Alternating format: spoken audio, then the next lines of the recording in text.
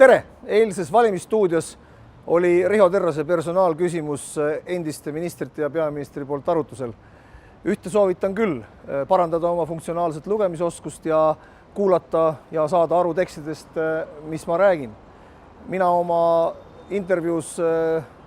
tööintervjuus Päevalehele ja Delfile ütlesin, et ma ei ole nõus, et allkirjastatakse piirileping, mida vajab ainult üks pool ja teine pool ei ole näidanud mingisugust huvi selle piirilepingu vastu.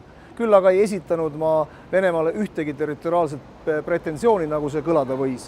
Ja teine teema, veel olulisem, kahjuks need härrad ministrid ja peaminister, olles isegi kaitseministrid, ei saanud aru, et ka siis, kui nemad seda tööd tegid ja mina kaitseväe juhataja olin, siis oli Eesti riik kaitstud ja kaitseväelased ja välismaalt tulnud NATO sõdurid teadsid väga täpselt, mida kaitsta ja kuidas kaitsta. Täna on see samamoodi ja kui te seda ei usu, küsige kaitseväe käest järgi.